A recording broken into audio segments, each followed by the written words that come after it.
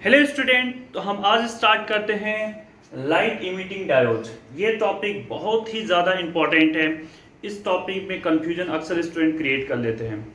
Light emitting diode LED का तो use आप सबको पता है कि लाइट इमिटिंग डायोड का यूज़ क्या होता है।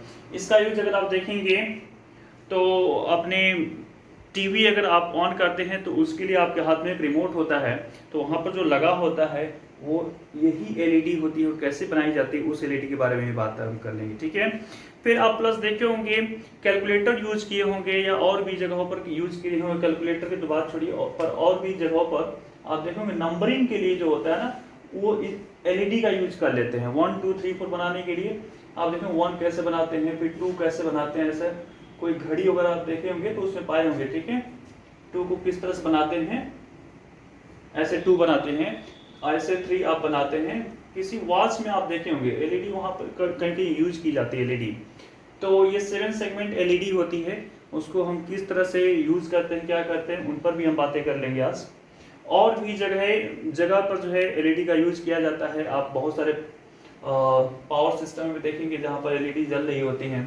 इवन आप चार्जर वगैरह में देखेंगे तो छोटी सी एलईडी जल रही होती है। तो एलईडी का यूज बहुत ज़्यादा होता है। नो डाउट कि एलईडी का यूज आज के टाइम में बहुत ज़्यादा है।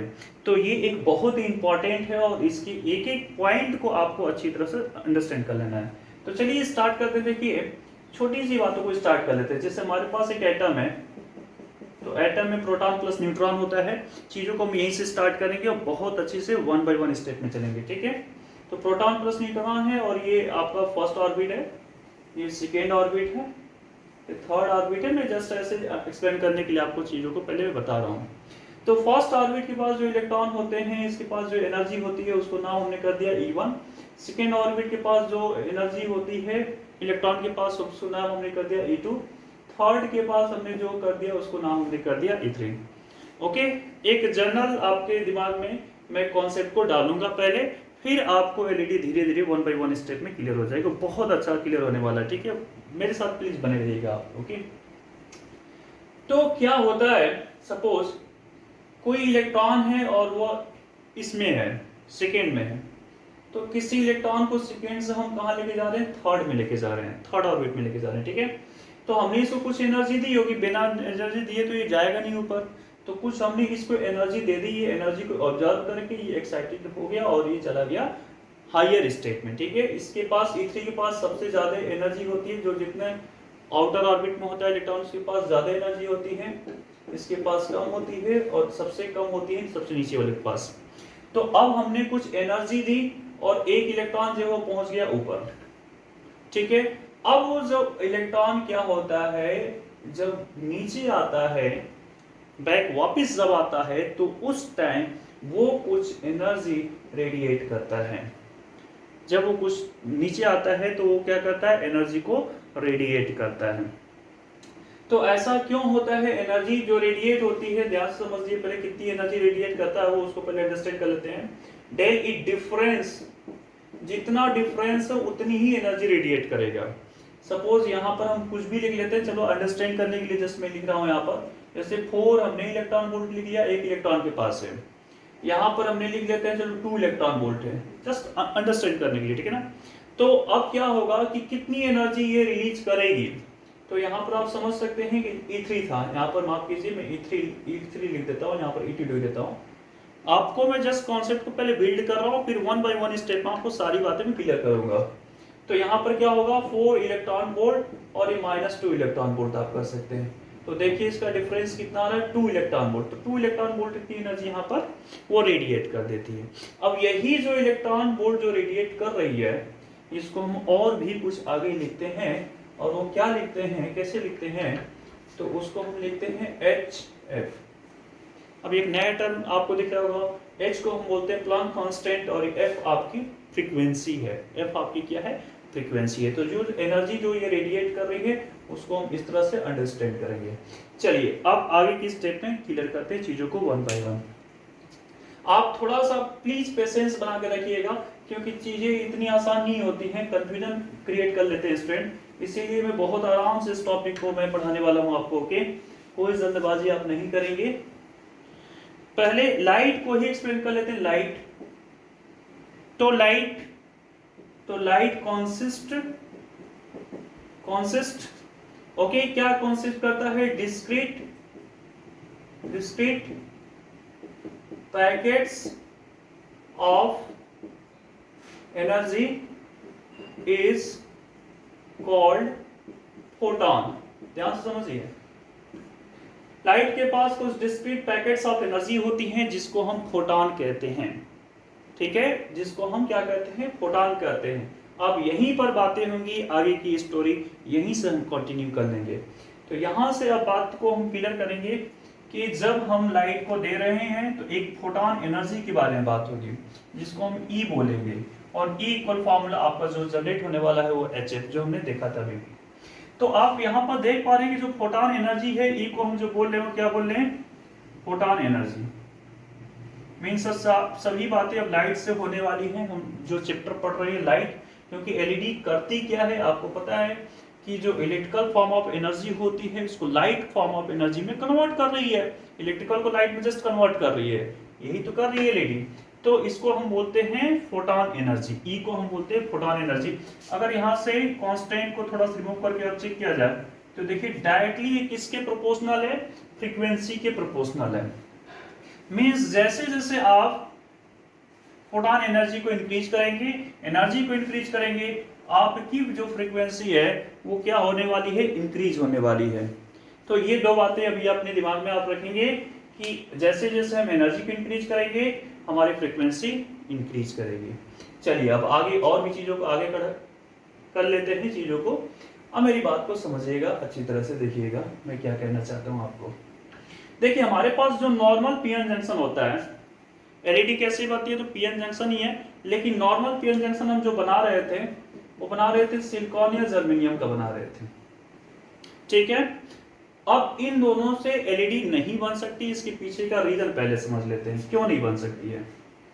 तो ये देखिए मैं दोनों का ऐसा कुछ कर लेता हूं। सिलिकॉन का जो एनर्जी फॉरबिडन एनर्जी जो गैप होता है ये कितना होता है? तो ये होता है 1.1 इलेक्ट्रॉन वोल्ट होता है। इसका जो होता है वो 0.7 इलेक्ट्रॉन वोल्ट होता है। इसका सेंस क्या हुआ कि अगर वैलेंस बैंड में कोई इलेक्ट्रॉन है और हम चाहते हैं कि ये कंडक्शन बैंड में चला जाए, तो इस इलेक्ट्रॉन को अगर इतनी एनर्जी हम दे देते हैं तो वैलेंस बैंड वाला इलेक्ट्रॉन यहाँ पहुंच जाएगा और यहाँ पर ये होल क्रिएट हो जाएगा। अगर मैं जर्मेनियम की बात करूं तो यहाँ पर जो वैलेंस बैंड में इलेक्ट्रॉन है और हम चाहते हैं कि कंडक्शन बैंड में पहुंच जाए, तो उसके लिए जो हमको एनर्जी देनी पड़ेगी, तो वो एनर्जी कितनी देनी पड़ेगी?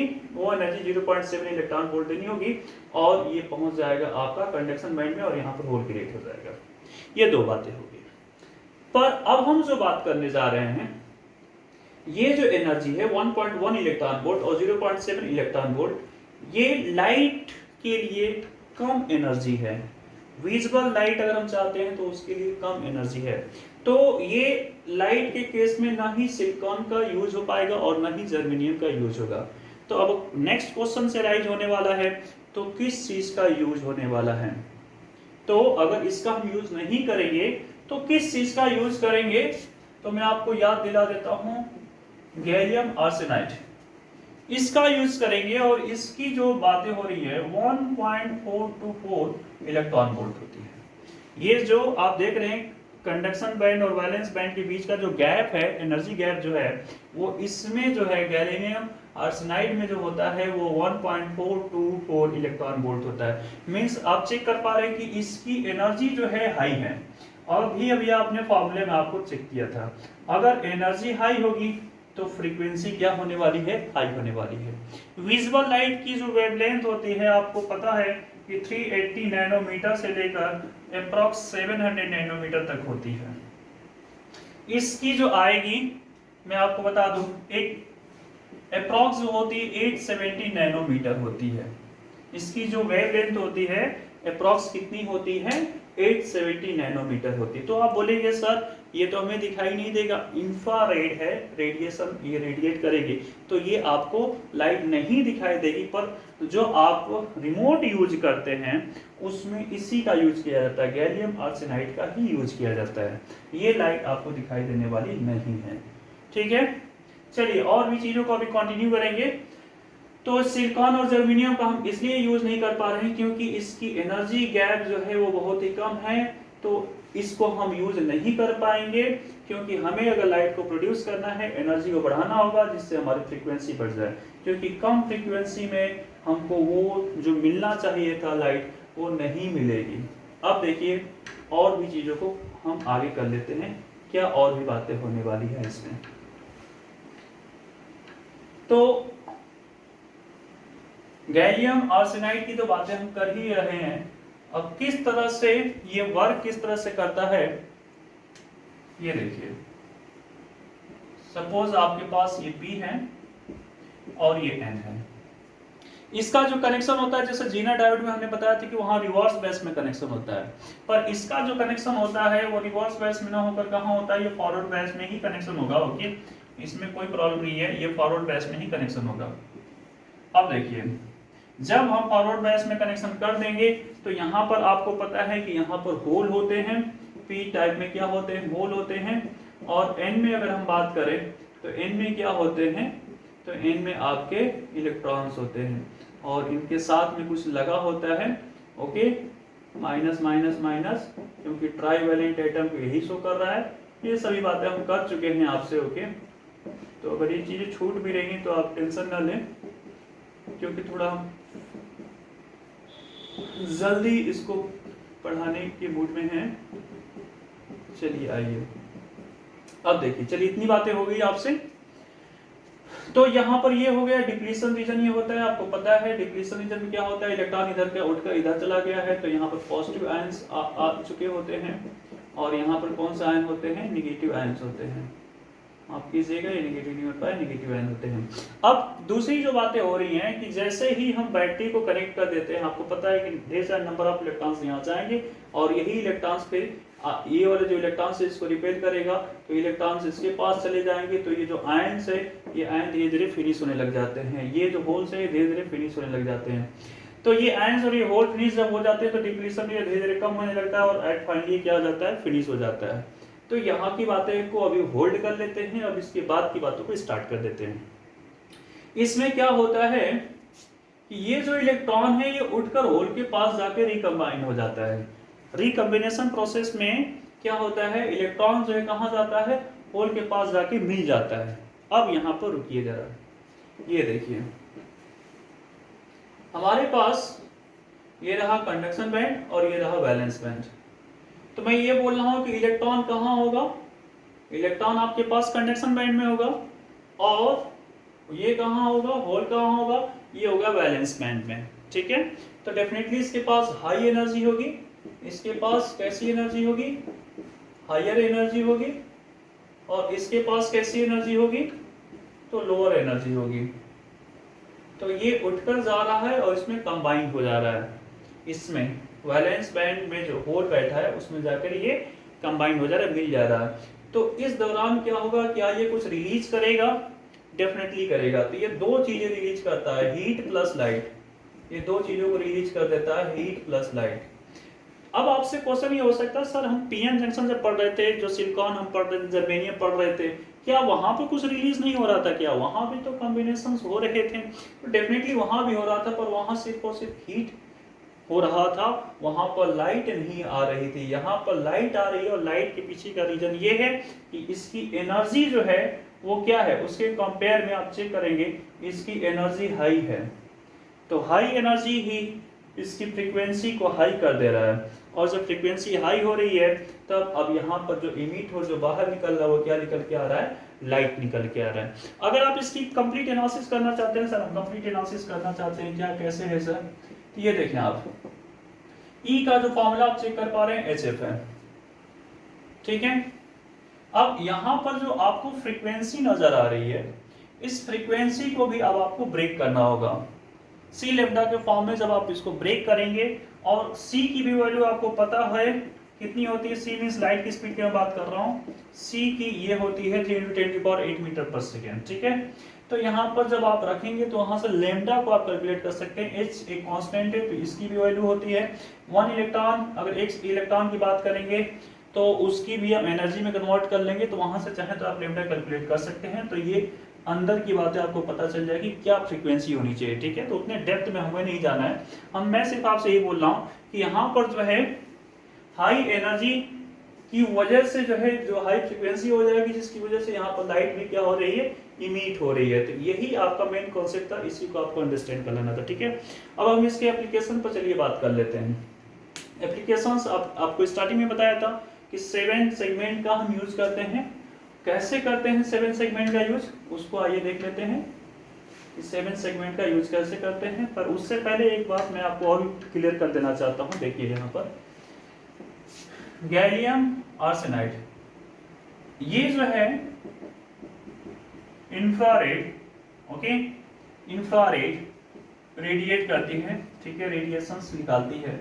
अगर मैं बात करूं गैलियम फॉस्फाइड का, बात करें ना, गैलियम फॉस्फाइड का जब बात करते हैं तो ये जो निकालती है रेड और ग्रीन, रेड और ग्रीन लाइट को इमिट करती है।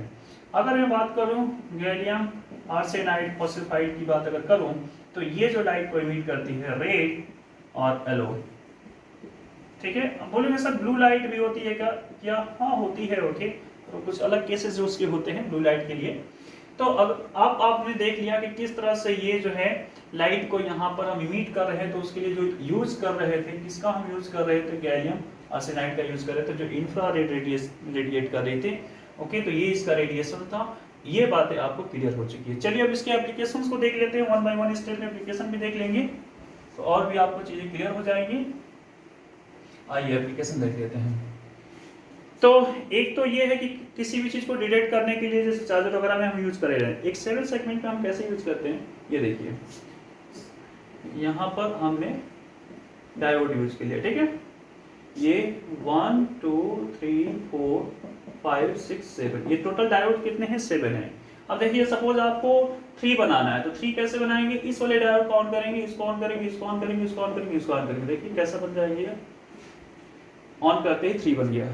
बोले सर 4 हमको बनाना है, 4 सर कैसे बनेगा, तो 4 के लिए देखिए इसको इसको इसको इसको, ये देखिए 7 number, 6 number, 2 number and 3 number, इसको जैसे ही करेंगे 4 हो जाएगा। सर 0 कैसे बनाएंगे, तो 0 के लिए देखिए कितना आसान है, यहाँ पर 1 2, ये देखिए ये 0 हो गया, 1 2 3 4, ये बीच का सिर्फ नहीं आप ऑन करेंगे 0 हो जाएगा। 8 के लिए इसको करेंगे, ये हो जाएगा 8 आपका। तो इस तरह से आप देख पा रहे हैं कि 7 सेगमेंट इसको बोलते हैं। 7 सेगमेंट जो है वो किस तरह से कनेक्शन, किस तरह से इसका करते हैं, फॉरवर्ड बेस में है, तो आपको पता ही है।